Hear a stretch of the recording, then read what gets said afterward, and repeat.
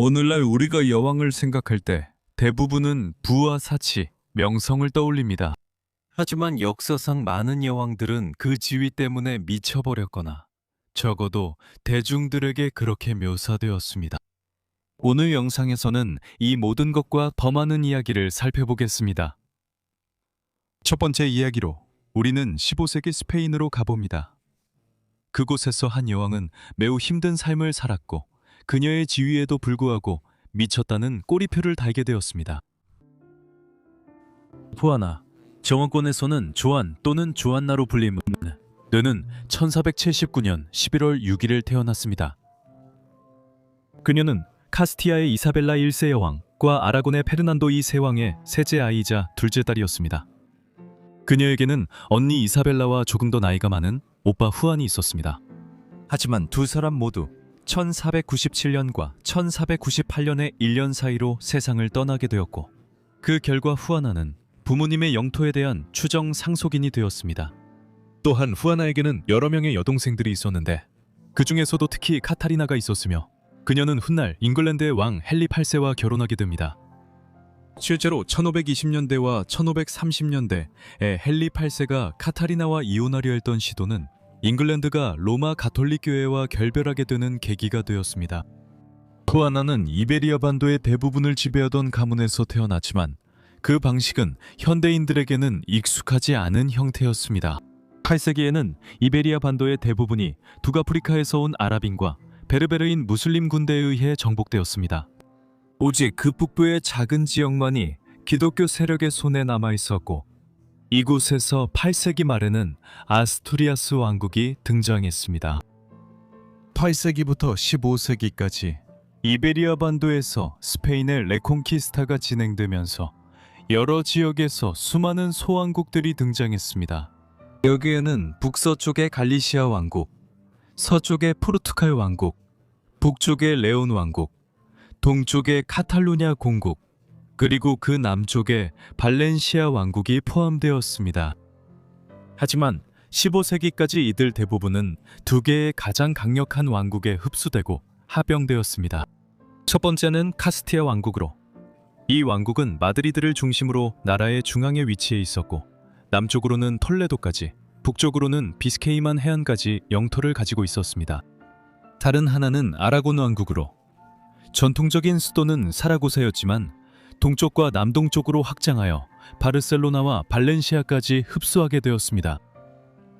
후아나의 부모님이 1469년에 결혼함으로써 카스티아 왕국과 아라곤 왕국 사이에 혼인과 왕조적 통합이 이루어졌습니다.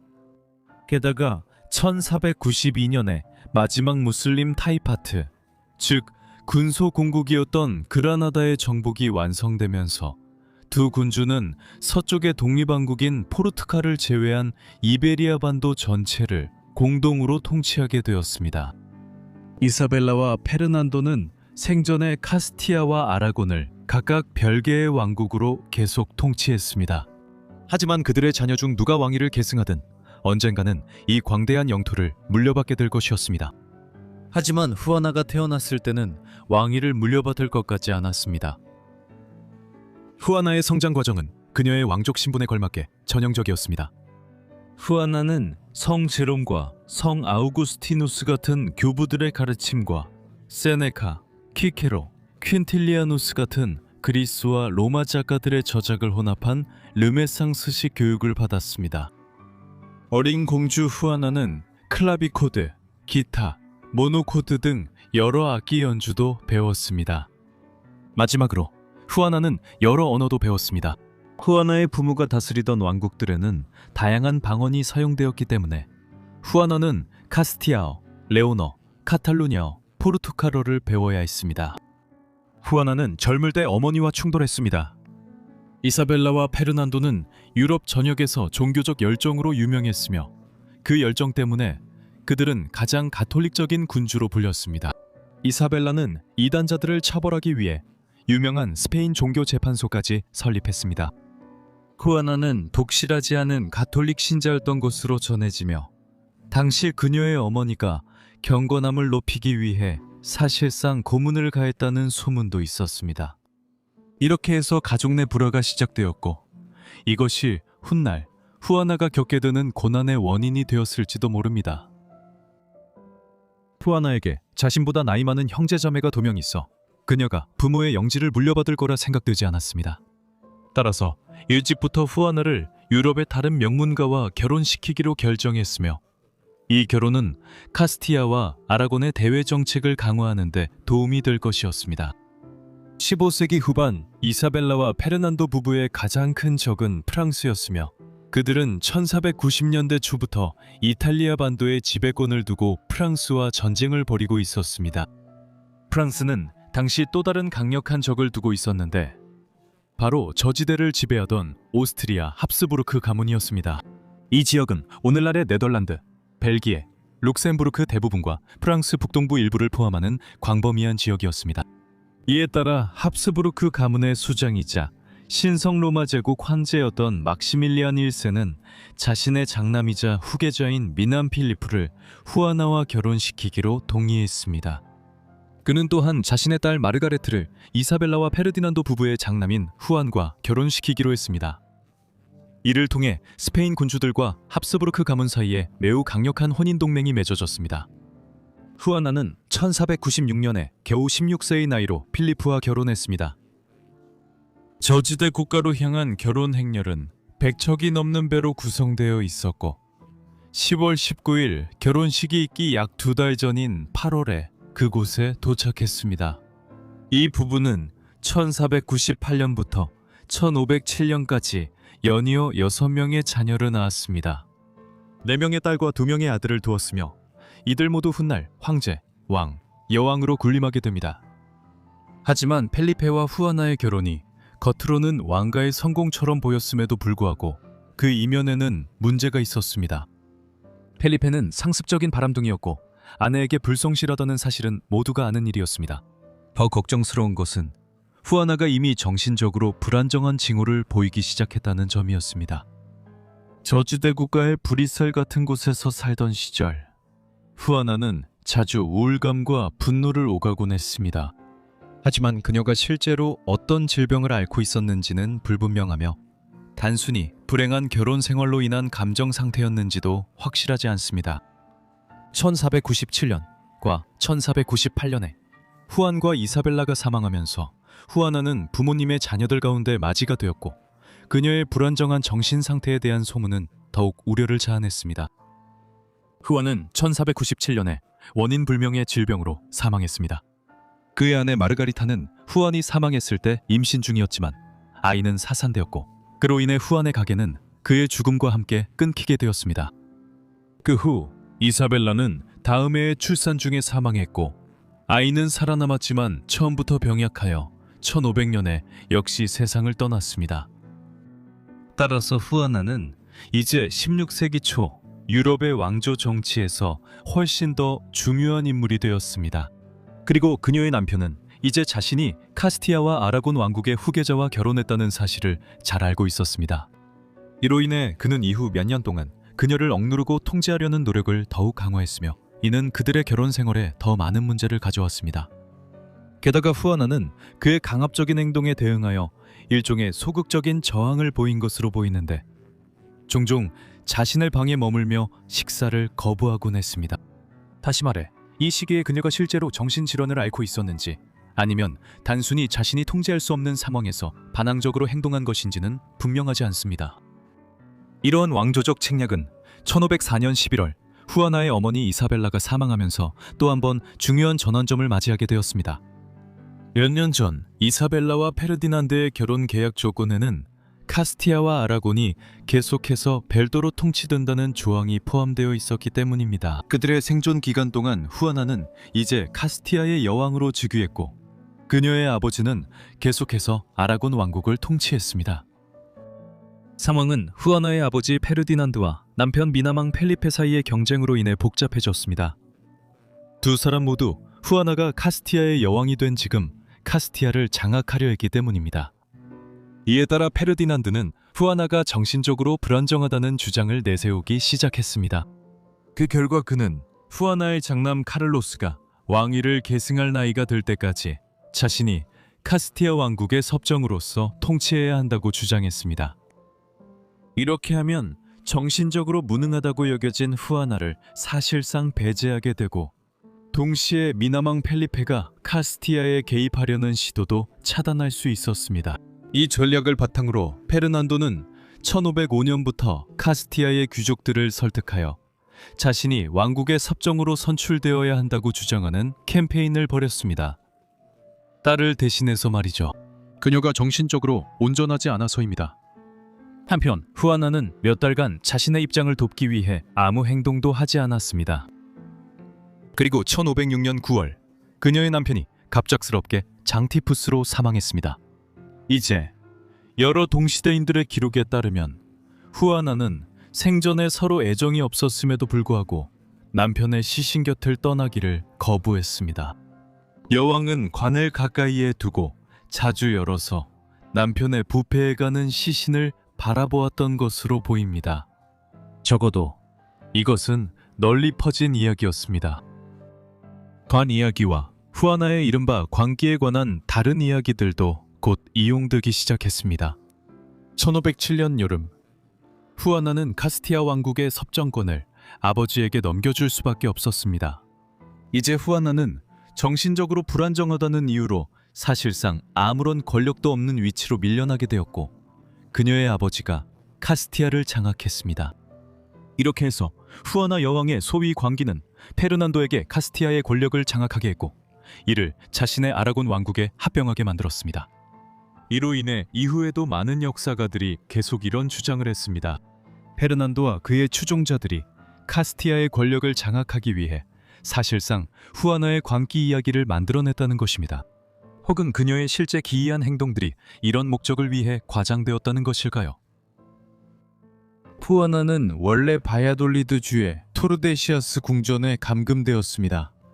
이곳은 1494년에 스페인 군주들과 포르투갈 왕국이 아메리카 대륙을 분할하기로 한 유명한 조약의 이름이 붙여진 바로 그 장소이기도 합니다. 이곳에서 후아나는 딸 카타리나와 함께 살았습니다. 그녀는 수년간 이곳에 머물며 아버지 정권에 의해 연금되었고, 아버지는 그 기간 단 2번만 방문했습니다. 결국 페르난도는 1516년에 사망했습니다. 이제 특이한 일이 일어났습니다. 수년 동안 가택연금 상태에 있던 소위 미친 여왕 후아나는 이제 마침내 아라곤 왕국의 왕위를 계승하게 되었습니다. 그 결과 카스티아 왕국과 아라곤 왕국은 마침내 그녀의 통치 아래 통합되었습니다. 그녀가 통치하게 된 새로운 영토는 로마인들이 이 지역을 부르던 이름인 히스파니아로 알려지게 됩니다. 그곳은 에스파냐 왕국이라 불렸고, 후아나는 그 첫 번째 여왕이었습니다. 하지만 이런 명목상의 권력에도 불구하고 후아나는 여전히 포로 신세였습니다.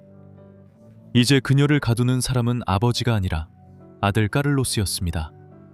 에스파냐 연합왕국의 왕위를 자신이 계승하기 위해 카를로스는 어머니를 여전히 미치광이로 몰아 감금해 두었습니다. 하지만 후아나를 정당한 자리로 되돌리려는 한 번의 짧은 시도가 있었습니다. 1520년 합스부르크 가문의 영향력에 우려를 품은 귀족들의 주도로 반란이 에스파냐를 휩쓸었습니다. 이 사실은 까를로스가 저지대 국가에 머물며 스페인 영지를 거의 방문하지 않았기 때문에 더욱 악화되었습니다. 이 귀족들은 후아나를 석방했지만 반란이 진압되자 여왕의 자유도 다시 사라졌습니다. 이것이 후아나가 정치적인 목적으로 이용된 마지막 순간이었습니다. 그녀는 이후 35년 동안 토르데시아스에서 가택연금 상태로 지냈습니다. 그녀가 그곳에서 어떻게 살았는지는 거의 알려져 있지 않습니다. 그녀는 1555년 70대 중반의 생을 마감했습니다. 한편 카를로스는 로마 제국의 몰락 이후, 그리고 19세기 초 나폴레옹 보나파르트가 유럽 대륙의 대부분을 정복하기 전까지 유럽에서 가장 강력한 통치자가 되었습니다. 어머니를 밀어내고 얻은 스페인 영토 외에도 카를로스는 아버지의 영토까지 물려받았습니다. 저지대 국가의 합스부르크 영토와 오스트리아 및 헝가리의 합스부르크 땅이었습니다. 그리고 신성 로마 제국 황제로서 독일에서 최고의 위치를 차지했습니다. 안타깝게도 후아나가 실제로 미쳤는지 아닌지 알 방법이 없습니다. 일부 학자들은 후아나가 어떤 종류의 정신분열증을 앓았을 가능성이 있다고 추측했고, 다른 이들은 그녀가 양극성 장애를 앓으며 조울증의 징후를 보였다고 제안했습니다. 하지만 그녀의 소위 광기가 정치적으로 그녀의 아버지와 아들에게 상당한 이익을 가져다 주었다는 것도 사실입니다. 그리고 광녀 후아나가 사실은 전혀 문제가 없는 정상인이었으며 가족의 잔인한 권력 찬탈의 희생자였을 가능성도 충분히 있습니다. 다음으로 우리는 자신의 삼촌과 결혼하고 독특한 통치를 했으며 생애 말년에 미쳐버린 한 여왕에 대해 살펴보겠습니다. 도나 마리아는 1734년 12월 17일 포르투갈 리스본의 히베이라 궁전에서 태어났습니다. 그녀는 포르투갈 왕위 계승자인 돔 조제와 그의 아내 마리아나 빅토리아 사이에서 태어난 4딸 중 장녀였습니다. 그녀의 할아버지는 포르투갈의 주왕 5세 왕이었습니다. 마리아의 어린 시절은 리스본의 포르투갈 왕실 궁정의 격식 있는 분위기 속에서 자랐습니다. 그녀는 그 당시로서는 수준 높은 교육을 받았으며 그 교육에는 문학, 언어, 그리스와 로마 고전, 그리고 로마 가톨릭 신학의 공부가 포함되어 있었습니다. 1750년 그녀의 아버지 조제 1세가 포르투갈 왕위에 올랐습니다. 이 시기에는 왕과 왕비가 아들을 낳을 가능성이 여전히 있었습니다. 하지만 1750년대가 지나고 마리아나 왕비의 가임기가 끝나가면서 결국 그들의 딸 중 한 명이 왕위를 계승할 것이 점점 더 분명해졌습니다. 마리아는 포르투갈 왕국의 오랜 역사상 첫 번째 여왕 즉위자가 될 예정이었습니다. 마리아는 아버지보다 더 오래 산다면 그 여왕이 될 것이었습니다. 1755년 11월 1일 마리아가 20세였을 때 포르투갈 역사상 가장 충격적인 사건 중 하나가 일어났습니다. 그날 아침 리스본 도시에 끔찍한 지진이 발생했습니다. 리터 규모 약 7.7로 측정된 이 지진의 진앙지는 포르투갈 남서쪽 해안에서 약 200km 떨어진 곳에 있었습니다. 하지만 가장 큰 피해는 인구가 밀집된 포르투갈의 수도에서 발생했습니다. 이 도시는 먼저 지진으로 인해 발생한 거대한 쓰나미에 휩쓸렸고 이후 수시간 동안 화염 폭풍과 여진으로 황폐해졌습니다. 사망자 수는 엄청났으며 일부 추정에 따르면 기록된 역사상 가장 파괴적인 지진 중 하나로 인해 포르투갈 수도에서 최대 5만 명이 목숨을 잃은 것으로 알려졌습니다. 마리아와 그녀의 가족은 지진에서 큰 피해를 입지 않았지만 그녀의 아버지 조제 왕은 이 일로 심각한 정신적 충격을 받았습니다. 재난 이후 그는 극심한 폐소공포증을 겪게 되었고 벽으로 둘러싸인 공간에 있는 것을 두려워하게 되었습니다. 그 결과 그는 궁정을 도시 외곽의 아주다로 옮겼고 이후 수년 동안 궁정은 사실상 천막에서 운영되었습니다. 마리아가 20대 중반에 접어들고 국왕과 왕비가 후계자를 낳지 않을 것이 분명해지자 마리아의 결혼 문제에 다시 관심이 집중되었습니다. 보통 유럽의 왕족들은 많은 잠재적 후계자를 낳고 왕실 혈통을 보존하기 위해 젊은 나이에 결혼했습니다. 그래서 1750년대 후반에도 마리아가 여전히 미혼인 것은 점점 더 어색한 일이 되었습니다. 그래서 이 시기에 마리아가 자신의 삼촌이자 왕의 동생인 인판테 동 페드로와 결혼하기로 결정되었습니다. 그들은 1760년 6월 6일에 결혼했는데 그때 마리아는 25세였고 페드로는 42세였습니다. 오늘날의 기준으로 보면 매우 이상한 결혼처럼 보일 수 있지만 근세 유럽 왕실에서는 사촌끼리의 결혼이 드문 일이 아니었습니다. 또한 이 경우에는 특히 정당하다고 여겨졌는데 마리아가 결국 포르투갈의 여왕이 되었을 때 전임 국왕의 남동생이 여왕의 남편인 국서로 즉위하는 것은 포르투갈 국민들이 여성 군주의 통치를 두고 가질 수 있는 거부감을 누그러뜨릴 수 있었기 때문입니다. 둘 사이에 상당한 나이 차이가 있었음에도 불구하고 마리아와 페드로의 결혼 생활은 행복했지만 큰 비극으로 얼룩졌습니다. 그들은 함께 7명의 자녀를 두었지만 그중 4명은 유아기에 사망했습니다. 이는 유아 사망률이 매우 높았던 당시에도 평균보다 높은 수치였습니다. 생존한 3명 중 2명, 조제프 왕자와 마리아나 인판타는 1788년 늦가을과 초겨울에 몇 주 간격으로 사망했습니다. 두 사람 모두 천연두 유행으로 인해 목숨을 잃었습니다. 조제프는 당시 27세였고 마리아나는 겨우 19세였습니다. 그 결과 마리아와 페드로의 7자녀 중 오직 한 명만이 장수했는데 바로 조앙 왕자였습니다. 그는 훗날 어머니의 뒤를 이어 포르투갈의 통치자가 되었습니다. 1777년 2월 24일 조제 1세 왕이 서거했습니다. 그의 생존한 장녀로서 마리아는 이제 포르투갈 최초의 여왕인 도나마리아 1세로 즉위하게 되었습니다. 그녀의 남편은 포르투갈의 페드로 왕이 되었지만 그는 왕비의 남편인 왕배로서 주로 의례적인 역할만을 했고 마리아가 실제로 통치하는 군주였습니다. 마리아는 빠르게 포르투갈 통치에 큰 영향을 미쳤습니다. 그녀의 아버지의 27년 통치 기간은 그의 수석 장관인 세바스티앙 조제 드 카르발류 이 멜로 폼발 후작이자 오레아스 백작에 의해 좌우되었습니다. 폼발 후작은 세속적인 정치가로 나라의 통치에서 로마 가톨릭 교회와 예수회의 역할을 줄이려고 시도했던 인물이었습니다. 그는 또한 계몽주의의 새로운 사상을 나라에 도입하기 위해 많은 자유주의 개혁을 시행했습니다. 하지만 오늘날에는 매우 진보적인 인물로 보일 수 있지만 1777년 마리아가 여왕이 되었을 때쯤에는 폼발 후작이 지나치게 강력한 정치인으로 여겨져 많은 적을 만들었습니다. 결국 마리아가 포르투갈의 여왕이 된 후 처음으로 한 일 중 하나는 그를 공직에서 해임하는 것이었습니다. 폼발 후작은 마리아가 새로운 정부를 구성하는 동안 자신의 삶의 마지막 몇 년을 정치적 망명 속에서 보냈습니다. 이 새로운 정부는 로마 가톨릭 교회의 역할을 다시 강화했습니다. 마리아 여왕 통치 첫 10년 동안 시행된 조치들은 상당히 성공적이었습니다. 예를 들어 1782년에 이 나라는 무장중립 동맹의 형성에 중심적인 역할을 했습니다. 이 동맹은 그해 여러 유럽 국가들 사이에서 체결된 협정으로 영국이 유럽을 오가는 상선들을 정지시키고 수색하려는 시도에 저항하기 위한 것이었습니다. 이는 프랑스가 영국의 북아메리카 식민지에서 반군들에게 군사적, 경제적 지원을 보내는 것을 막기 위한 영국의 노력이었으며 이 반군들은 곧 미국이라는 이름으로 완전한 독립을 얻게 됩니다. 1년 전에는 마리아 정부가 현재 모잠비크 해안에 위치한 델라구아만의 소유권을 오스트리아 정부에 성공적으로 청원하여 또 다른 국제적 성공을 거두었습니다. 오스트리아 동인도 회사는 몇 년 전에 이곳에 무역기지를 세웠지만 이 지역 전체는 포르투갈의 영향권으로 여겨지고 있었습니다.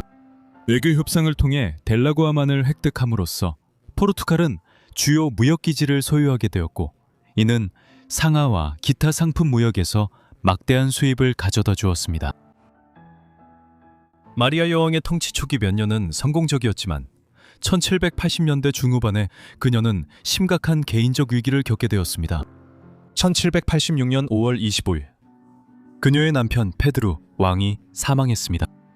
마리아는 남편의 죽음을 심하게 받아들였고 그 후 몇 달 동안 그녀의 정신 건강은 급격히 악화되어 극심한 우울증과 조증 사이를 오갔습니다. 그녀는 또한 포르투갈 왕실에서 즐거운 축제를 점점 더 금지했고 당시 목격자들은 마리아 주변의 분위기가 끊임없는 장례식과 같았다고 묘사했습니다. 1788년 말 그녀의 생존한 두 자녀인 조제와 마리아나가 몇 주 간격으로 천연두로 사망하면서 상황은 더욱 악화되었습니다. 그리고 그로부터 몇 주 후 그녀의 고해 신부였던 이나시오 드 상 카이타노 살로니카 대주교도 세상을 떠났습니다. 마리아는 이 모든 일로 인해 큰 충격을 받았고 그녀의 행동은 점점 더 불안정하고 억압적으로 변해갔습니다. 또한 그녀의 근친혼 혈통이 그녀의 정신질환에 영향을 미쳤을 수도 있다는 지적도 있습니다. 그녀의 두 자매도 비슷한 증상을 보였고 외할아버지인 스페인의 펠리페 5세와 외삼촌 페르난도 6세 역시 생애 말년에 정신 이상에 빠졌습니다. 그녀의 정신 쇠퇴로 인해 여왕을 위해 의료 지원이 요청되었습니다. 수년간 영국의 조지 3세 왕의 정신적 고통을 치료했던 존경받는 의사 프랜시스 윌리스의 도움을 받았지만 영국에서와 마찬가지로 효과적인 치료를 제공하지는 못했습니다. 어쨌든 마리아의 상태는 조지 3세만큼 심각하지는 않았습니다. 영국 왕은 결국 완전히 무능력해졌고 생의 마지막 10년을 현실과 동떨어진 상태로 보냈습니다. 반면에 마리아는 1780년대 후반에 겪은 여러 비극으로 인해 심각한 임상적 우울증을 앓고 있었던 것으로 보입니다. 그럼에도 불구하고 1792년에 포르투갈 정부는 마리아 여왕을 사실상 배제하기로 결정했습니다. 하지만 이제 그녀의 유일한 생존 자녀인 주앙 왕자가 점점 더 중요한 역할을 하며 나라를 통치하게 되었고, 마리아는 여전히 포르투갈의 여왕 자리를 유지했습니다. 2년 후인 1794년에 헤알바자카 다주다, 즉 왕실 천막이 불에 탔습니다. 그 결과 궁정은 셀루스로 옮겨졌고 여왕은 대부분의 시간을 그곳의 거처에서 보냈습니다. 그녀 근처에 머물렀던 한 방문객은 내가 이전에 한 번도 느껴본 적 없는 공포감을 불러일으키는 가장 고통스러운 비명을 들었다고 주장했습니다. 마리아는 자신이 저주받았고 악마가 자신 안에 있다고 외치며 비명을 지르는 것뿐만 아니라 하인들을 공격하는 행동도 포함된 조증 에피소드를 보였습니다. 이상하게도 그녀는 격렬한 흥분 상태에서 완전히 긴장증 상태에 빠지는 등 극단적으로 변동했습니다. 프란시스 윌리스의 실패한 노력에도 불구하고 그녀는 사열과 관장과 같은 다른 치료도 받았지만 안타깝게도 이들 역시 아무런 효과가 없었습니다. 마리아의 정신적 쇠퇴는 1789년 프랑스 혁명 이후 25년 동안 유럽을 휩쓸게 될 분쟁에 포르투갈이 휘말리기 시작하던 시기에 일어났습니다. 마리아가 포르투갈 왕위에 올랐을 때 나라는 국제적으로나 식민지적으로 크게 약화된 상태였습니다. 16세기 초 포르투갈은 그 작은 크기와 인구에도 불구하고 전 세계적으로 막강한 강국이었습니다. 아프리카 해안의 영토를 소유하고 있었고 인도에는 소규모 영지가 있었으며 동인도에는 제국을 건설했습니다. 하지만 18세기에는 이 식민지들 대부분을 거의 모두 잃고 말았습니다. 예외는 남아메리카였습니다. 포르데시아스 조약이라는 교황의 합의로 인해 아메리카 대륙과 극동의 많은 지역이 스페인과 포르투갈 사이에 나누어졌기 때문입니다. 1494년에 포르투갈은 브라질을 지배하게 되었습니다. 이 거대한 식민지는 17세기에 천천히 발전했지만 18세기 후반에는 아메리카 대륙에서 주요 국가로 성장하고 있었습니다. 남아메리카, 이 지역에 대한 포르투갈의 영유는 1790년대 초 프랑스에서 시작된 전쟁들로 인해 도나 마리아의 통치에 중요한 요소가 되었습니다. 1789년 프랑스에서 정치혁명이 일어나고 파리에서 루이 16세 왕이 권좌에서 축출되고 의회가 나라의 통치를 장악했습니다. 결국 1790년대 초에 프랑스는 왕을 처형하고 공화국을 세웠습니다. 그렇게 하자 다른 주요 유럽 열강들은 프랑스와 전쟁을 벌였습니다. 프랑스 혁명 전쟁은 수년간 계속되었고 결국 나폴레옹 보나파르트가 프랑스의 황제가 된 후에는 나폴레옹 전쟁으로 이어졌습니다. 이 전쟁들 동안 스페인과 포르투갈은 프랑스에 의해 점령되었고 이것은 마리아 여왕에게 엄청난 결과를 가져오게 됩니다. 더 넓은 유럽의 분쟁은 1801년부터 포르투갈에 영향을 미치기 시작했으며 스페인은 프랑스의 격려를 받아 포르투갈 북부와 동부의 국경도시 몇 곳을 점령하기 시작했습니다. 하지만 1807년 나폴레옹이 사실상 스페인과 포르투갈을 더 직접적으로 통제하기로 결정하면서 상황은 훨씬 더 악화되었습니다. 나폴레옹이 그렇게 하자 주앙 왕자는 포르투갈에서 도망쳐 브라질의 살바도르 데 바이아로 왕실을 옮기기로 결정했습니다. 그들이 도망칠 때 마리아는 자신이 납치당하고 있다고 생각해서 배에 타기를 거부했고 결국 함대 사령관에 의해 강제로 배에 실려야 했습니다. 그녀는 3달 동안의 항해 내내 비명을 지르며 선원들을 공포에 떨게 했다고 전해집니다. 이때쯤 마리아는 70대 초반이었고 치매와 다른 정신질환을 앓고 있었습니다. 그녀는 생애 마지막 몇 년을 브라질에서 망명 중인 포르투갈 왕실을 이끌며 보냈습니다. 이 시기는 마리아와 포르투갈 국민 전체에게도 특이한 시기였습니다. 그들이 브라질에서 망명 생활을 시작하자마자 영국 장군 아서 웰슬리가 포르투갈에서 프랑스로부터 나라를 탈환하고 이어서 전쟁을 스페인으로 확장하기 위한 작전을 시작했습니다. 이후 반도 전쟁으로 알려지게 된 이 전쟁은 나폴레옹 전쟁에서 중심적인 역할을 하게 되었습니다. 이 기간 동안 포르투갈 정부가 브라질에서 자원을 제공한 역할은 매우 중요했습니다. 그리고 1815년 주앙 왕조는 브라질의 지위를 식민지에서 별도의 왕국으로 격상시키기로 결정했습니다. 전쟁 동안 포르투갈에 제공한 지원을 인정하여 그렇게 한 것이었습니다. 마리아는 1816년 3월 20일 81세의 나이로 리우데자네이루의 카르멜 수녀원에서 세상을 떠났습니다. 그녀의 유일한 생존 아들인 주앙 왕자가 뒤를 이었습니다. 그는 오랫동안 비공식적으로 포르투갈을 통치해왔으며 이제 공식적으로 주앙 6 새 국왕으로 즉위했습니다. 어느 날까지도 마리아가 어떤 정신질환을 앓았는지에 대한 합의는 없지만 연구에 따르면 그녀는 조울증을 앓았을 가능성이 높다고 합니다. 정신적인 문제에도 불구하고 마리아는 오늘날 좋은 평가를 받고 있습니다. 특히 브라질에서는 그녀가 브라질 국가 형성의 중요한 인물로 여겨지고 있습니다. 그녀의 통치 기간 동안 브라질은 왕국의 지위로 격상되었고 이는 1822년 브라질 독립이 이루어지는데 중요한 단계였습니다. 따라서 오늘날에는 종종 미친마리로 알려져 있지만 마리 1세 여왕은 실제로 포르투갈 정치 역사에서 대체로 성공적인 군주였습니다. 상상해보세요. 당신은 벨기에의 공주로 태어나 오스트리아의 대공과 결혼하고 25세가 되기 전에 한 나라의 황후가 됩니다. 멋지게 들리죠? 자, 다음 이야기에서는 이런 일이 모두 일어나지만 황후의 인생은 비극적으로 변하고 그녀는 점점 정신을 잃기 시작합니다. 마리 샤를로트 아멜리 아구스틴 빅투아르 클레망틴 레오폴딘.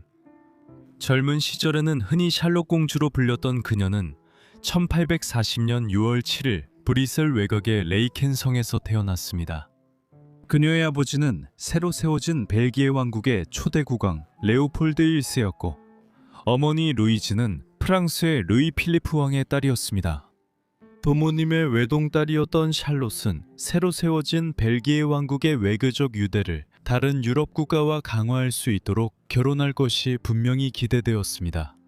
하지만 그녀가 태어났을 때만 해도 그녀의 미래의 결혼이 그녀의 인생의 궤적에 얼마나 큰 영향을 미칠지 아무도 알지 못했습니다. 샬롯은 자신의 집안에서 자랐지만 어린 시절에는 왕실 가족과 가까이에서 양육되고 교육을 받았습니다. 그러나 1850년 말 샬롯이 10살이었을 때 상황이 바뀌었습니다.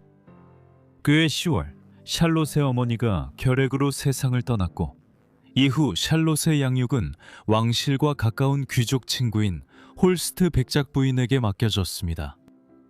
샬롯의 인생에 큰 영향을 미친 이 왕가의 결혼 약속은 그녀가 아주 어렸을 때 협상되었습니다.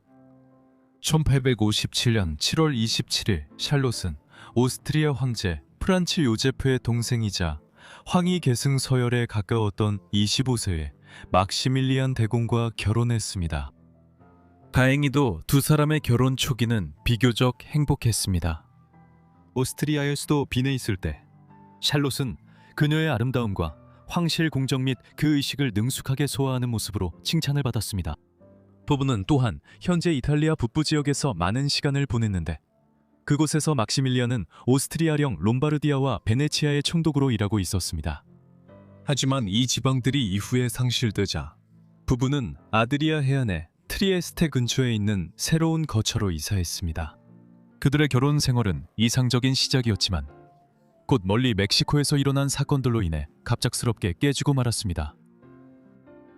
멕시코는 1821년 스페인으로부터 독립을 얻었는데 이베리아 국가가 아메리카 대륙에서 거대한 제국의 대부분을 잃게 만든 일련의 반란 속에서 이루어진 일이었습니다. 새로운 멕시코 국가는 1822년에서 1823년 사이에 잠시 제국으로 세워졌지만 그 이후로는 공화국으로 통치되었습니다. 하지만 멕시코 정치 내에는 항상 더 보수적인 정권을 세우려는 반대 세력이 있었고 이들은 멕시코 군주제나 새로운 제국의 수립을 모색하기도 했습니다.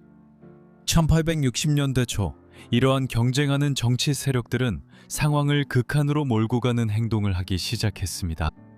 도화선이 된 것은 멕시코 정부가 1840년대와 1850년대 멕시코 미국 전쟁과 같은 사업의 비용으로 인해 쌓아온 부채를 두고 여러 유럽 열강과 멕시코 국가 사이에 벌어진 분쟁이었습니다.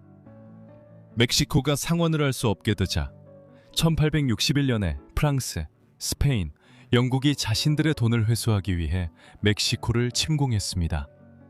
스페인과 영국은 곧 철수했지만 프랑스는 남아 있었고, 프랑스 국가의 수장인 나폴레옹 3세 황제는 이제 멕시코 정치에 더 본격적으로 개입할 계획을 세우기 시작했습니다. 그리고 이 계획에는 샬롯과 그녀의 남편이 포함되어 있었습니다. 1861년 10월에 이미 보수적인 멕시코 정치인들이 나폴레옹의 지원을 받아 막시밀리안을 멕시코 황제로 추대하겠다는 내용의 편지를 유럽에 보냈습니다. 대공은 매우 적합한 후보로 여겨졌습니다. 그는 유럽 왕실의 일원일 뿐만 아니라 16세기 스페인이 멕시코를 처음 정복했을 때 스페인을 통치했던 왕가인 합스부르크 가문의 일원이기도 했습니다. 이러한 이유로 막시밀리안과 샬롯은 멕시코의 황제와 황후가 될 수 있는 최고의 후보로 여겨졌으며 멕시코 보수파와 프랑스의 지지를 받았습니다. 하지만 막시밀리안은 처음에는 그 제안을 받아들이는 데 주저했으며 제안의 구체적인 조건을 두고 오랜 논쟁 끝에 1863년 10월 에야 황제가 되는 것에 동의했습니다. 샬롯이 막시밀리안을 설득한 것이 결정적이었다고 여겨집니다. 대공녀는 이 계획을 강력히 지지했으며 이 시점에서 그녀는 막시밀리안과 자신이 중앙아메리카 국가의 통치자로서 번영할 수 있다고 믿었던 매우 야망 있는 여성으로 널리 알려져 있습니다. 그래서 1864년 봄, 젊은 부부는 아메리카로 항해를 떠났습니다. 그곳에서 샬롯 공주로 태어나 결혼을 통해 샬롯 대공녀가 된 그녀는 이제 칼로타 황후로 알려지게 됩니다. 하지만 큰 기대와는 달리 왕실 부부는 새로운 땅에서 환영받지 못했습니다. 멕시코 정치인의 많은 파벌들이 그들을 인정하지 않았고, 곧 새 제국을 지지하는 보수파와 공화국을 지키려는 자유주의자 및 공화주의자 연합 사이에 내전이 벌어졌습니다. 이상적이지 않은 상황에도 불구하고 카를로타는 멕시코의 새로운 황후로서 중요한 일들을 시도하려 했습니다. 또한 카를로타는 스페인어를 배우는 것뿐만 아니라 예술, 문학, 역사 등 멕시코 문화에도 진정한 관심을 보였습니다. 1865년에는 유명한 마야 유적을 보기 위해 유카탄 반도를 방문하기도 했습니다.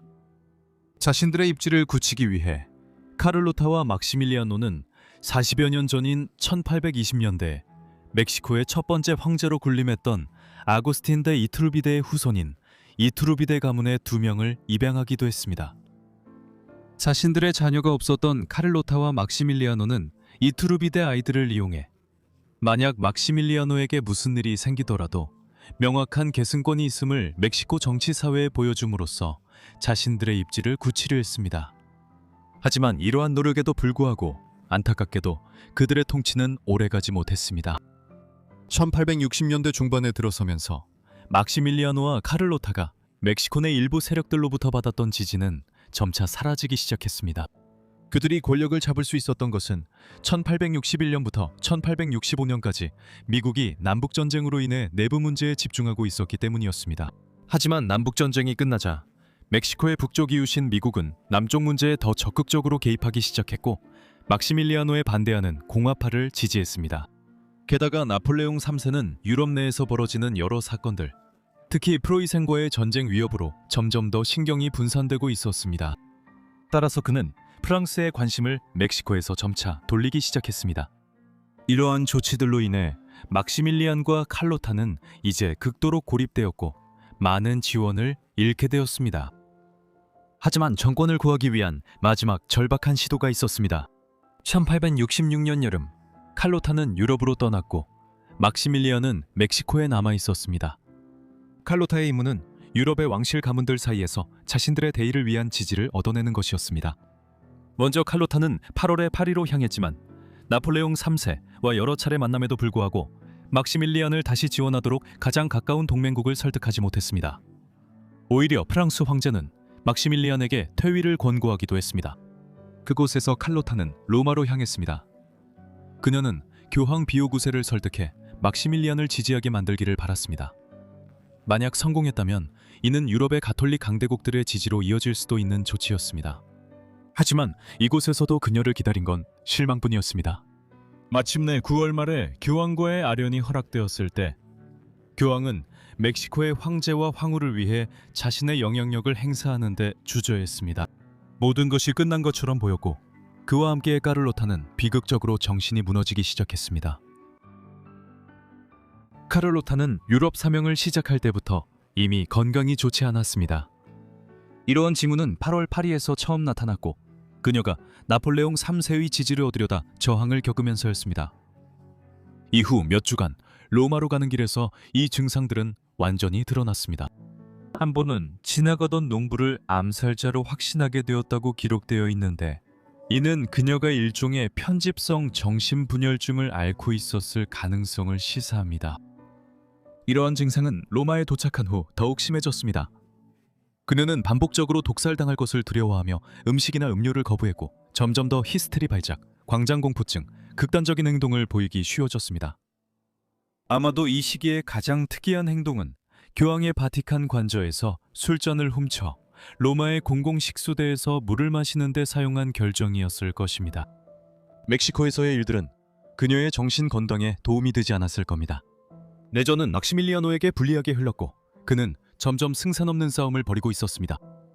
결국 1867년 5월 그는 케레타로시에서 마지막 저항 끝에 붙잡혔고 1867년 6월 19일 총사령에 처해졌습니다. 그 후 막시밀리아노와 카로타의 짧았던 제국을 대신해 새로운 공화국이 세워졌습니다. 하지만 이 시점부터 다시 샬롯이라고 부를 수 있는 칼로타가 이러한 사건들을 얼마나 인지하고 있었는지는 명확하지 않습니다. 1867년 여름이 되자 그녀는 멕시코에서의 참사 이전에 막시밀리아노와 함께 한동안 살았던 아드리아 해안의 트리에스테 궁전으로 돌아왔습니다. 샬롯은 그녀의 오빠인 벨기에의 레오폴드 2세 왕과 그녀의 시형인 프란치 요제프 황제가 그녀의 정신 상태가 악화되고 있다는 사실을 알게 되자 이곳으로 옮겨졌습니다. 전문가들로 구성된 팀이 그녀에게 무슨 문제가 있는지 알아보기 위해 모였고 또한 멕시코에서 남편이 사망했다는 사실을 그녀에게 알리지 않기로 결정했습니다. 그 소식은 1867년 6월 말에야 유럽에 전해졌습니다. 1860년대 후반 유럽 전역에서는 샬롯의 살해에 대한 관심이 매우 높았습니다. 1867년 브리티시 메디컬 저널에는 샬롯의 정신적 쇠퇴에 대한 여러 보고서가 실렸습니다. 예를 들어 그해 8월 24일에 발표된 한 보고서는 전 황후가 심각한 멜랑콜리아를 앓고 있다고 밝혔습니다. 멜랑콜리아는 당시 다양한 심리적, 신체적 질환을 포괄적으로 지칭하는 용어였으며 특히 오늘날 우리가 우울증이라고 부르는 증상을 포함하고 있었습니다. 샬롯은 또한 극심한 편집증을 보였으며 같은 보고서의 익명 저자는 샬롯이 음식에 독이 들어있다는 망상에 시달리고 있다고 강조했습니다. 오늘날 샬롯이 평가를 받았다면 그녀는 매우 심각한 형태의 편집성 조현병으로 진단받았을 것이라는 데에는 의심의 여지가 거의 없습니다. 하지만 19세기 후반에는 심리학 분야가 이제 막 태동하던 시기였기 때문에 샬롯을 위해 할 수 있는 일은 거의 없었습니다. 샬롯의 질병이 정확히 무엇이었든 간에 그녀는 결코 완전히 회복하지 못했습니다. 게다가 1868년 1월 샬롯은 마침내 남편의 처형 소식을 듣게 되었고 그로 인해 그녀는 더욱더 정신적으로 무너졌습니다. 샬롯은 거의 400통의 편지에서 멕시코 제국 몰락 시 자신은 이미 죽었다고 선언합니다. 이 편지들은 그 수와 길이로 볼 때 편집증 발작과 그녀에게 제공된 보살핌으로 점철된 샬롯의 일상에 대한 증언이기도 합니다. 그 후 몇 달 동안 샬롯은 가족에 의해 2명의 양아들과 함께 벨기에로 돌아왔고 두 아들은 모두 나중에 영국으로 유학을 떠났습니다. 벨기에에서 샬롯을 위해 미에즈 근처에 위치한 12세기 왕실 성인 부쇼성의 거처가 마련되었습니다. 부쇼성에 머무는 동안 샬롯은 완전히 대중의 시야에서 사라졌고 대부분의 시간을 자신의 성에서 보내며 가족 일부만을 방문객으로 맞이했습니다. 샬롯은 시간을 보내기 위해 산책을 하거나 자수를 놓고 카드놀이를 하며 축음기로 음악을 듣는 것으로 알려져 있었습니다. 이후 몇 년 동안 친척이나 하인 중 일부가 세상을 떠나자 그녀의 상태가 악화될 것을 우려해 이 사실을 샬롯에게 알리지 않기로 결정했습니다. 샬롯의 시녀였던 헬레네 레이나흐 포우젠 마그네스 백작 부인은 샬롯에 대해 이렇게 말합니다. 대부분의 시간 동안 그 불운한 여성은 오랜 침묵에 잠기거나 반대로 프랑스어, 영어, 독일어, 이탈리아어, 스페인어로 상상의 대화 상대와 열띤 토론을 벌이곤 했습니다. 그 토론들은 너무나 일관성이 없고 너무나 산만해서 이 머릿속에 어떤 생각이 자리 잡고 있는지 짐작조차 할 수 없었습니다. 샬롯은 자주 혼란스러운 말을 하고 혼잣말을 하는 것으로 알려져 있었습니다. 또한 때때로 샬롯은 분노를 폭발시켜 꽃병을 부수고 책을 찢는 등 난폭한 행동을 보이기도 했는데 이는 평온한 시기와 대조적이었습니다. 샬롯은 부쇼성에서 50년이 넘는 시간을 보냈으며 세월이 흐르면서 그녀의 상태가 어느 정도 호전된 것으로 전해지지만 정상적인 삶을 다시 시작할 수는 없었습니다. 결국 샬롯은 1927년 1월 19일 86세의 나이로 폐렴과 독감으로 세상을 떠났습니다. 이 여왕은 정신적이나 심리적인 문제는 없었지만 너무나 교활하고 무자비해서 역사상 악랄하고 권력의 굶주린 통치자로 기억되고 있습니다. 카트린 데 메디치는 1519년 4월 13일 피렌체 공화국의 수도인 피렌체에서 태어났습니다. 피렌체 공화국은 근세 초기 이탈리아 중부의 토스카나 지역을 지배하던 국가였습니다. 이 도시는 명목상으로는 공화국이었지만 14세기 후반부터 메디치 금융 가문이 거의 끊임없이 지배해왔습니다.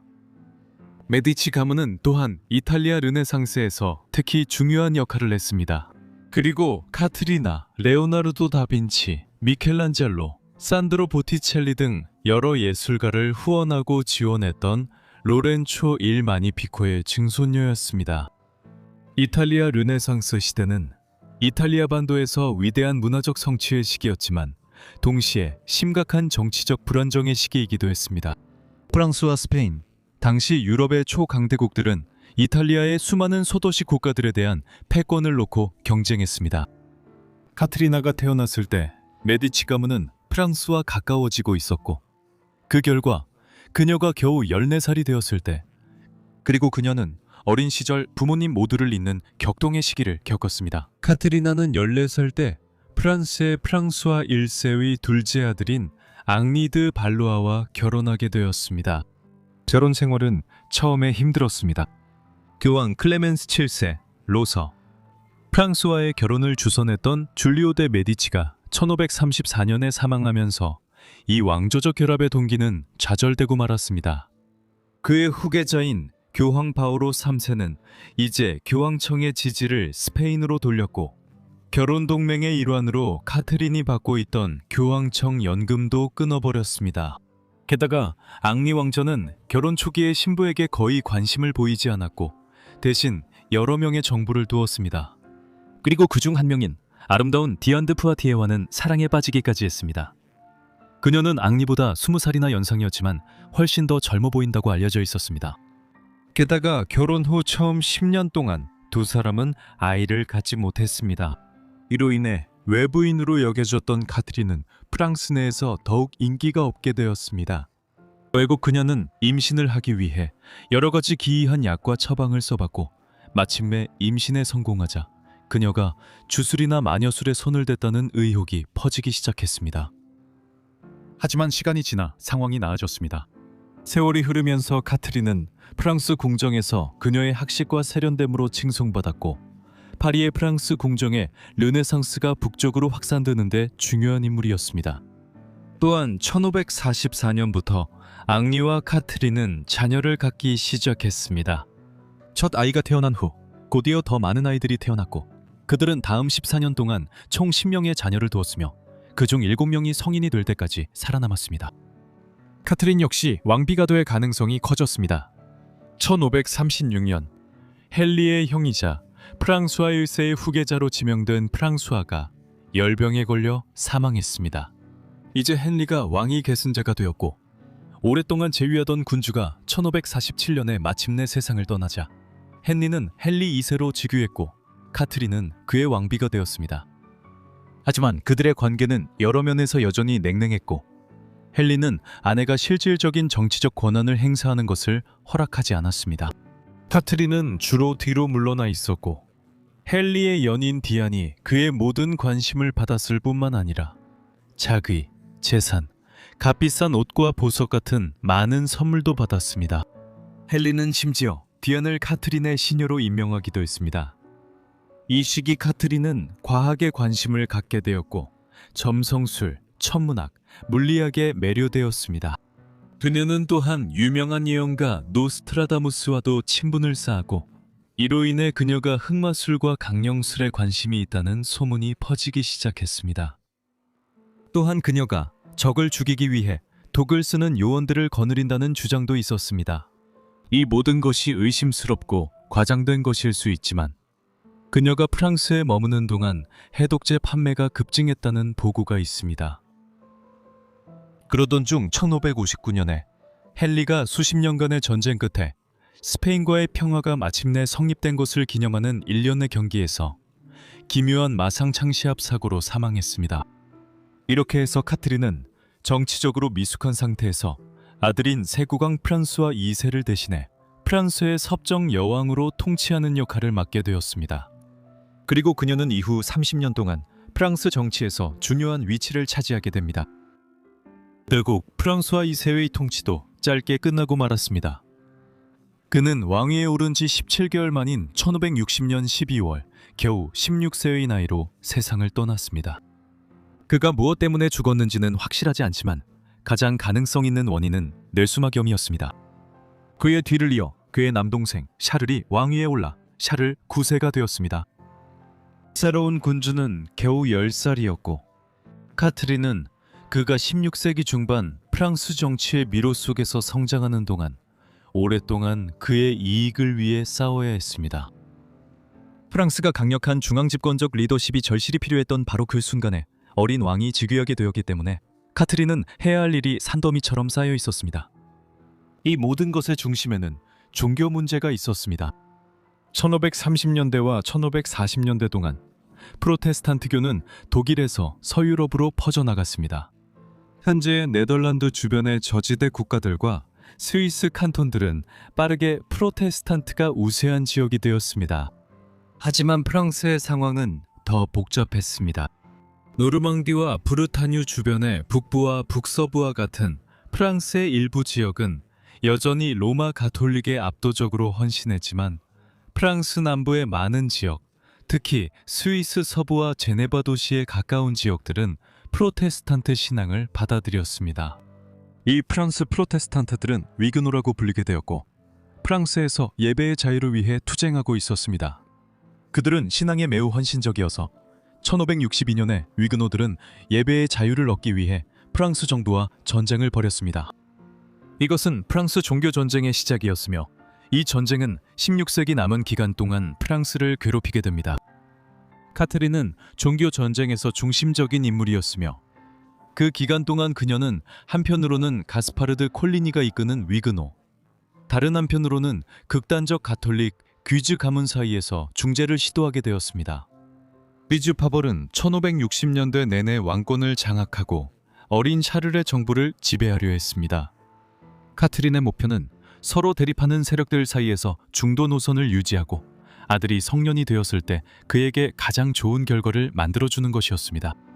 따라서 그녀는 이 시기에 자신들을 폴리티크라고 정의한 프랑스 정치인들 진영에서 두드러진 인물이었습니다. 이들은 급진적 가톨릭이나 프로테스탄트의 대의보다 정치적 안정과 평화를 우선시했습니다.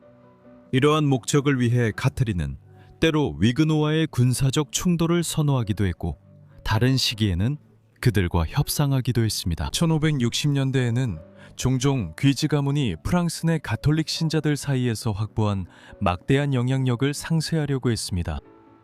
그녀는 또한 일련의 결혼 동맹을 협상했습니다. 샤를 자신도 1570년에 신성 로마 제국 황제 막시밀리안 2세의 딸인 오스트리아의 엘리자베트와 결혼했습니다. 그녀는 또한 자신의 어린 아들 중 한 명과의 결혼을 통해 영국의 프로테스탄트 여왕 엘리자베스 1세와 결혼 동맹을 맺으려고 시도했습니다. 그리고 프랑스와 알랑송 및 앙주 공작과의 약혼 가능성에 대한 협상은 1570년대 후반까지 계속되었습니다.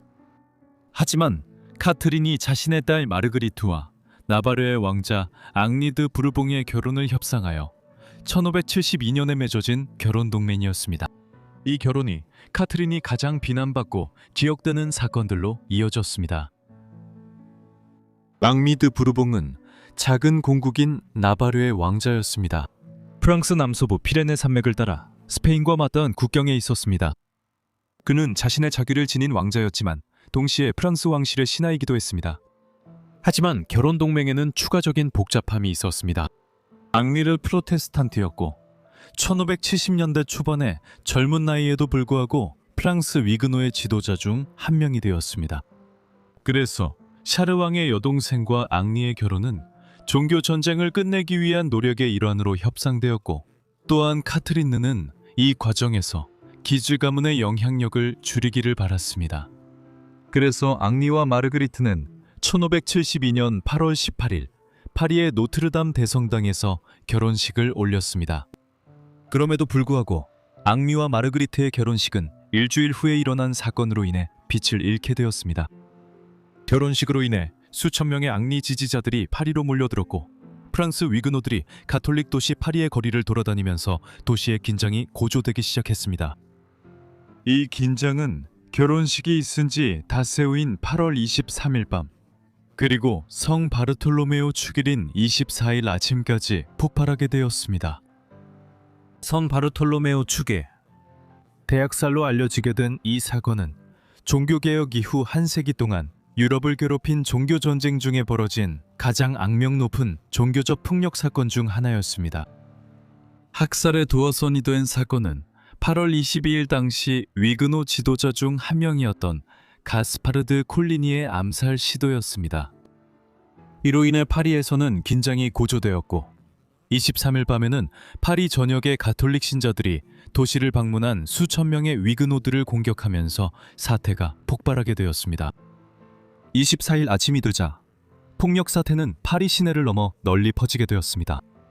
사건이 끝났을 때에는 최소 5천 명 대부분이 프랑스 개신교도였으며, 많게는 2만 명에 달하는 사람들이 목숨을 잃었고, 파리 중심가의 거리에는 시신과 피가 널려 있었습니다. 카트린느는 곧 학살을 선동했다는 비난을 받게 되었고, 그녀가 폭력을 부추겼으며 아들인 샤를 9세 왕에게 이를 멈추게 하지 않았다는 추측이 제기되었습니다. 이로 인해 그녀는 검은 여왕 또는 노련한 책략가로서의 평판을 얻게 되었습니다. 이러한 관점에서 카트린느는 자신의 딸과 나바르의 앙리의 결혼을 주도한 인물로 인식되었습니다. 위그노 지도자들과 그들의 추종자들을 파리로 끌어들이기 위한 수단으로 그녀는 그들이 생바르탈레미 축일에 학살당하도록 꾸몄습니다. 하지만 카트린느가 이렇게 비춰졌어도 실제로 그 폭력에 책임이 있던 건 아니었습니다. 콜리니 암살 시도는 그 다음날 밤 학살로 직접 이어졌는데, 이는 왕실과 위그노 사이의 잠재적 동맹을 무산시키고자 했던 기즈 가문의 소행이었을 가능성이 높습니다. 게다가 카트린느는 학살이 일어나기 전인 8월 23일에 왕실 회의를 소집하여 피가 흐르기 전에 파리의 질서를 회복하려고 노력했습니다. 이 시도가 실패로 끝난 것은 그녀의 아들 샤를 때문이었습니다. 그는 나약하고 무능한 통치자였으며 23일 측근들에게 전부 죽여라 라고 중얼거렸다는 보고 때문에 그가 아무 조치도 취하지 않았다는 점은 더욱 문제시되었습니다. 따라서 이후 수년간 유럽 전역의 개신교도들을 분노하게 한 생바르텔레미 축일 학살의 주모자라는 카트린느의 평판은 거의 확실히 근거가 없습니다. 카트린느의 프랑스 정치에서의 역할은 1572년 사건 이후에도 한동안 계속되었습니다. 2년 후 샤를은 후계자 없이 결핵으로 사망했습니다. 따라서 카트린느의 그 다음으로 나이가 많은 아들인 앙리가 이제 앙리 3세로서 왕이 되었습니다. 하지만 새로운 군주인 앙리 3세는 당시 폴란드에 있었는데, 그는 폴란드 리투아니아 연방의 왕위 계승 후보였습니다. 외국 1574년 한동안 카트린느는 부재 중인 아들을 대신해 다시 한번 섭정 여왕이 되었고, 그녀는 앙리의 통치 기간 내내 조언자로 남았습니다. 하지만 그녀는 프랑스 대중에게 그다지 인기가 없었고, 발생하는 모든 문제에 대해 자주 비난을 받았습니다.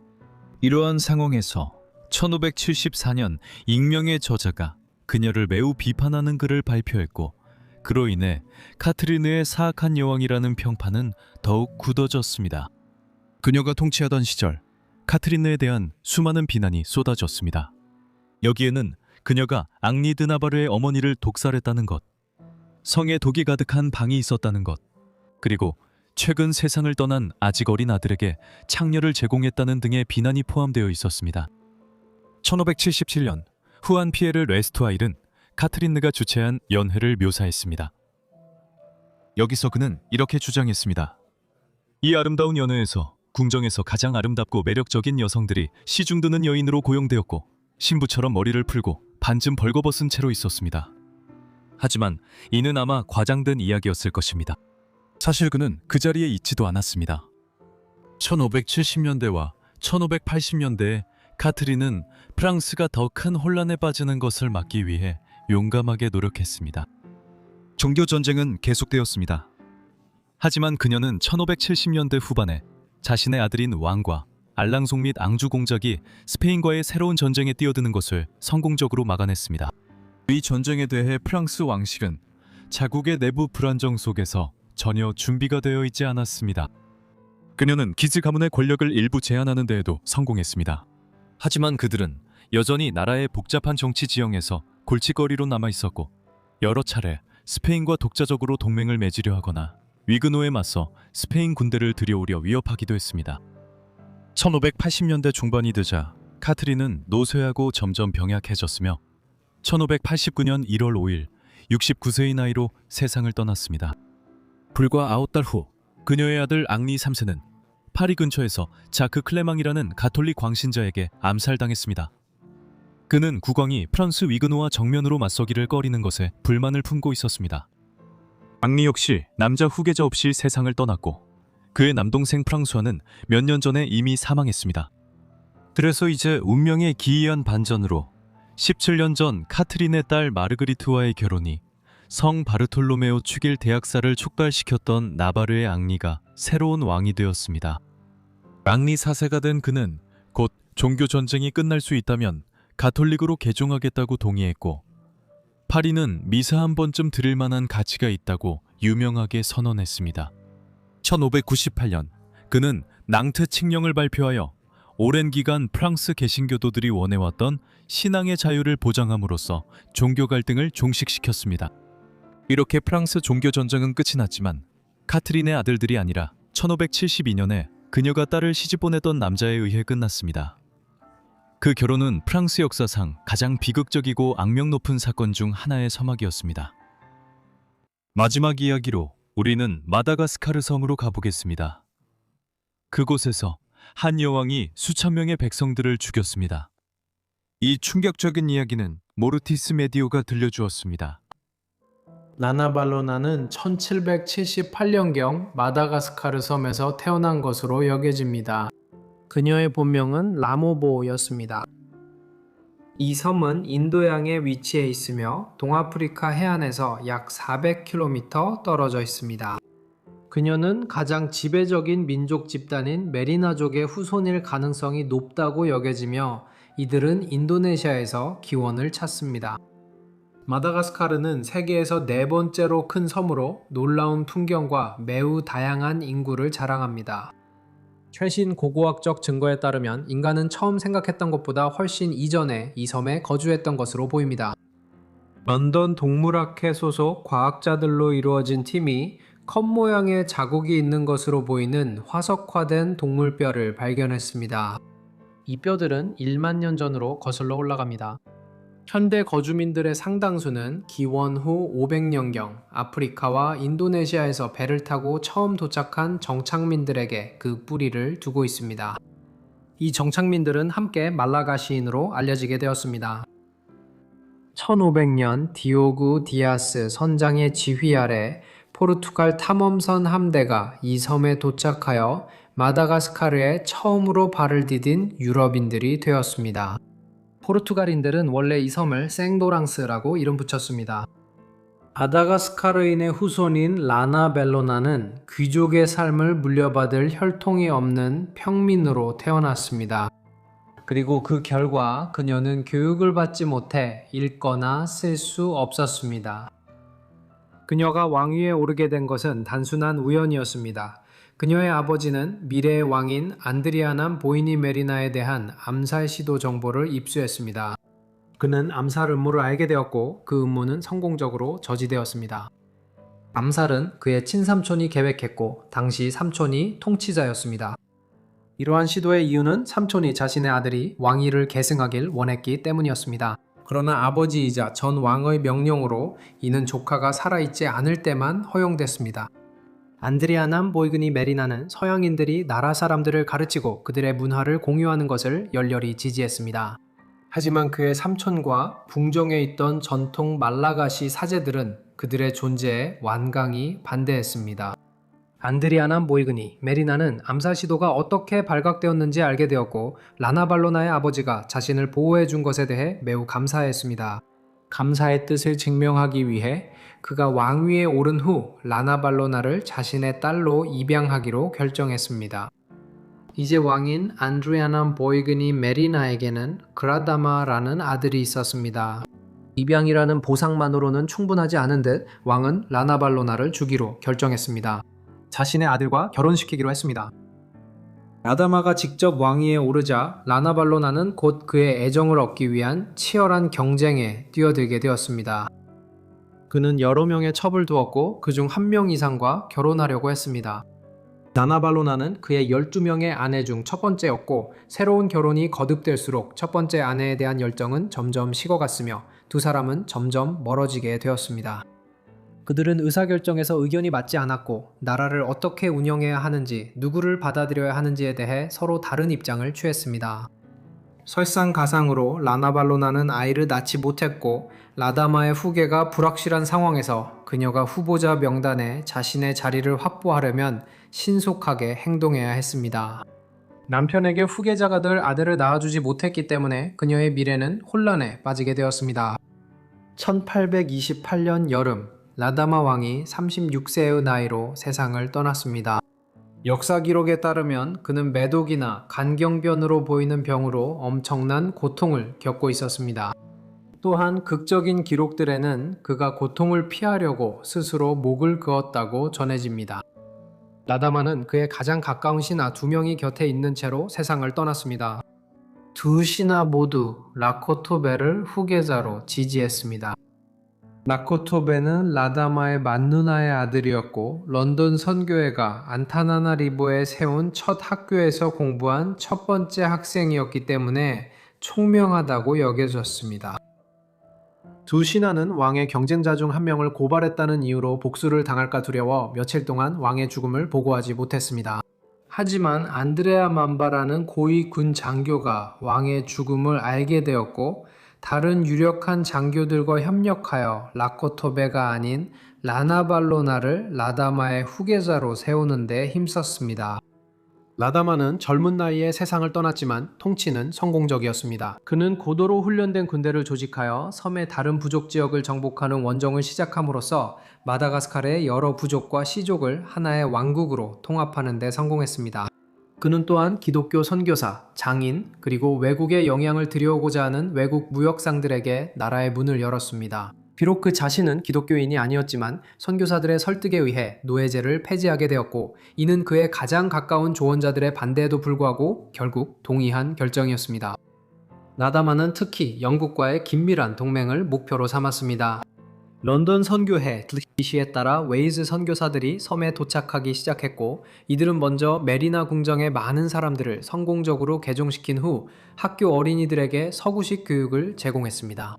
라다마의 통치가 섬의 번영을 가져오는 데 성공했음에도 불구하고 그의 후계자는 고통과 파괴를 가져오게 됩니다. 라나발로나가 마다가스카르의 다음 통치자가 되기로 결정되었습니다. 권력은 그녀의 삶에 엄청난 영향을 미쳤습니다. 남편은 특정 인물들을 피했지만 라나발로나는 그들의 관심을 즐겼고 곧 적들과 다른 왕위 계승 가능자들을 제거하기 시작했습니다. 여기에는 라카투베도 포함되었습니다. 라카투베가 자신의 주요 왕위 경쟁자라는 사실을 알게 된 후 그녀는 그의 어머니를 감금해 굶어 죽게 했고 라카투베도 죽였습니다. 그녀는 더 많은 적들을 처형하라고 명령했고 섬과 그 주민들을 외부의 영향으로부터 차단하려고 했습니다. 영국과 프랑스에서 온 정착민들은 인근 지역을 점령했고 말라가시 사람들과 좋은 관계를 유지하고 있었지만 라나발로나는 그들과의 관계를 완전히 끊었습니다. 그녀는 영국과 프랑스에 남편이 맺은 조약을 지키지 않겠다고 통보했습니다. 프랑스와 마다가스카르의 관계는 완전히 붕괴되었습니다. 라나발로나와 프랑스의 샤를 10세 왕 사이에 논쟁이 벌어졌고 1829년 샤를 10세는 자신의 군대에게 마다가스카르 섬을 침공하라는 명령을 내렸습니다. 프랑스 군대는 타마타부와 틴틴기 도시를 공격했지만 말라가시 사람들은 라나발로나 여왕을 지지하며 용감하게 프랑스군과 싸웠습니다. 프랑스군은 퇴각했고 말라가시 사람들이 여왕을 걱정했음에도 불구하고 결국 공격을 중단했습니다. 그들은 민족적 자부심으로 고무되었습니다. 라나발로나는 곧 마다가스카르를 현대화하려면 영국과 프랑스에 문호를 개방해야 한다는 것을 깨달았습니다. 쌀과 소를 수출할 가능성을 가지고 그녀는 파리와 런던에 사절단을 보내 새로운 조약을 추진했지만 무역 협상은 성공하지 못했습니다. 마다가스카르는 프랑스나 영국과 조약을 체결하지 않았고 1845년에 프랑스와 영국 연합군이 침공했습니다. 마다가스카르인들은 또다시 공격을 막아냈습니다. 이로 인해 라나발로나는 유럽 열강의 수입품에 덜 의존하기로 결정했고 섬 전역에 자체적으로 물품을 생산할 수 있는 공장들을 세우기 시작했습니다. 일부 공장은 한 번에 2만 명 이상을 고용할 수 있었습니다. 마다가스카르인들은 대규모로 자체 제품을 생산하기 시작했는데 여기에는 잉크, 총, 탄약, 럼주, 대포, 도자기, 비단, 벽돌 등 다양한 물품이 포함되었습니다. 유럽에 대한 의존도는 줄어들었지만 마다가스카르는 섬의 변화 과정에서도 여전히 미국과 좋은 무역 관계를 유지했습니다. 자체 생산한 제품들을 사용하여 라나발로나는 수도 안타나나리보에 크고 아름다운 궁전을 지었습니다. 그녀는 또한 법전을 작성하게 했고 학자들에게 메리나어로 된 최초의 사전을 만들게 했습니다. 궁전에 있을 때 그녀는 하인들에게 유럽인이 마다가스카르인에게 가르쳐준 비누로 몸을 씻게 했습니다. 그녀는 도시 주민들이 모두 볼 수 있는 발코니에 놓인 욕조에서 목욕을 하곤 했습니다. 그녀는 모자만 쓰고 완전히 벌거벗은 채 아래 사람들의 시선을 즐겼습니다. 그녀는 또한 궁전에서 대규모 파티를 열며 예술에 대한 사랑을 드러냈고 궁전의 벽에는 나폴레옹 시대의 그림들이 장식되어 있었습니다. 여왕의 무자비한 군주로서의 평판은 빠르게 퍼져나갔고 그녀는 외국과의 관계를 끊은 상태였습니다. 그녀는 또한 그들의 가르침, 특히 그들의 종교를 비난했고 기독교 신앙을 포기하기를 거부한 사람은 누구든 로바 밖의 절벽에서 내던져졌습니다. 라나발로나는 섬 주민들이 원래의 전통과 신앙으로 돌아가기를 원했습니다. 원래 말라가시 종교는 자나바리를 창조주로 믿었습니다. 하지만 그녀가 통치하기 전부터 이미 많은 사람들이 다른 신앙을 받아들였습니다. 일부 기독교인들은 죽음의 위협에도 신앙을 포기하지 않았습니다. 그녀의 백성들이 외래 신앙을 받아들이는 것에 반대했음에도 불구하고 그녀는 일부 선교사들이 섬에 남아 아이들에게 비종교적인 교육을 제공해달라고 요청했습니다. 선교사들은 이를 거부하고 종교 활동을 위해 다른 곳으로 떠났습니다. 그들이 떠난 후 섬의 기독교인들은 심각한 박해를 받았고 많은 사람들이 끔찍한 방법으로 목숨을 잃었습니다. 그녀는 기독교인들을 절벽에서 밀어 떨어뜨리고 그들의 가족들이 보는 앞에서 목을 베었으며 많은 이들이 독살되거나 둔겨지거나 고문당했습니다. 라나발로나는 무시할 수 없는 인물이었습니다. 모두가 그녀를 증오했지만 모든 백성에게는 두려움의 대상이기도 했습니다. 그녀는 역사책에서 잔혹한 라나발로나 또는 마다가스카르의 미친 여왕으로 알려지게 되었습니다. 브리티시 쿼러리는 그녀를 오늘날의 디오클레티아누스라고 불렀는데 이는 기독교인들을 가장 심하게 박해한 로마 황제를 가리키는 표현이었습니다. 섬에서 기독교인들에게 가한 그녀의 잔혹함은 시작에 불과했습니다. 그녀는 공포로 통치해 신민의 약 3분의 1, 2 목숨을 잃게 했습니다. 그녀는 모든 외국 선교사, 외교관, 상인들을 추방하기로 결정했고 침략 시도가 실패로 끝난 후에는 유럽인들의 목을 베어 창에 꽂아 해변에 세워두어 추가 공격을 경고하려 했습니다. 라나발로나는 내 왕국의 법을 어기는 자는 누구든지 사형에 처할 것이다 라고 선언했습니다. 그녀는 통치가 길어질수록 편집증에 시달렸고 도구로 백성들의 충성심을 시험하려 했습니다. 그 방법은 피실험자가 닭 3마리의 껍질을 먹은 다음 독성이 있는 탄개나 열매나 씨앗을 먹는 것이었습니다. 그리고 나서 라나벨로나는 피고인에게 억지로 구토를 유도했습니다. 구토에서 3마리의 껍질이 모두 나왔다면 그 사람은 무죄임이 증명되었습니다. 반대의 경우에는 그 사람이 유죄였습니다. 그녀는 또한 자신의 백성들이 겪는 고통을 무시하는 데에도 능숙했습니다. 1845년에 그녀는 수천 명의 백성들이 대규모 들소 사냥에 반드시 참석해야 한다고 선언했고 약 5만 명의 여왕의 백성들 이 사냥에 참여했습니다. 이 사냥은 약 4개월 동안 계속되었지만 단 한 마리의 들소도 잡지 못했습니다. 여왕의 편안한 이동을 위해 길을 새로 만들어야 했습니다. 이 길은 섬에서 가장 험난한 지형을 관통했으며 그 결과 1만 명이 넘는 사람들이 굶주림, 말라리아, 탈진으로 목숨을 잃었습니다. 1853년 모리셔스와 레위니옹의 상인들은 1845년 공격으로 인한 피해에 대한 선의의 표시로 라노발로바에게 1만 5천 달러를 제안했습니다. 무역이 재개되었고 한동안 관계가 좋아 보였지만 프랑스와 영국은 여전히 라노발로바를 신뢰할 수 없다고 생각했습니다. 시간이 지나 라나발로나는 아들을 낳았고 그의 이름을 라코토 라다마라고 지었습니다. 그가 27살이 되었을 때 그는 프랑스인, 영국인, 그리고 다른 유럽인들과 따뜻한 관계를 맺고 있었습니다. 그는 어머니의 노력에도 불구하고 나라를 외국에 다시 개방하는 데 열의를 보였고 어머니의 통치 방식에도 반대했습니다. 아들이자 미래의 왕위 계승자가 그녀의 통치에 반대하자 프랑스와 영국 정부는 여왕을 폐위시키고 그녀의 아들을 새로운 왕으로 세우기 위한 계획을 세웠습니다. 권력을 잡고 싶었던 라코토는 그 계획에 참여하기로 동의했습니다. 통치하고자 하는 그의 욕망에도 불구하고 그 계획은 좌절되었고 라나발로바는 아들의 배신 시도에 깊은 슬픔을 느꼈습니다. 그녀는 자신의 궁정 안에서도 평생을 경쟁자들과 싸우고 그들을 죽이며 보냈습니다. 하지만 이번에는 그녀의 아들이 그녀의 통치를 끝내려 시도한 것이었습니다. 1861년 8월 16일 라나발로바는 83세의 나이로 잠든 채 세상을 떠났습니다. 33년간의 통치 후 그녀의 아들 라다마 2세가 그녀의 뒤를 이어 왕위에 올랐습니다. 여러분 모두 이 다양한 미치고 사악한 여왕들에 대한 영상을 시청해 주셔서 정말 감사합니다. 흥미로우셨나요? 이들의 삶에 대한 생각을 댓글로 남겨주세요. 이런 긴 모음 영상을 더 보고 싶으시다면 아래 댓글로 꼭 알려주세요. 모두가 정말 멋진 크리스마스를 보내셨길 바라며 새해 복 많이 받으세요.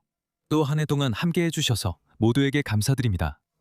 그럼 다음 포같은 라이브즈 영상에서 그리고 2024년에 다시 뵙겠습니다. 감사합니다.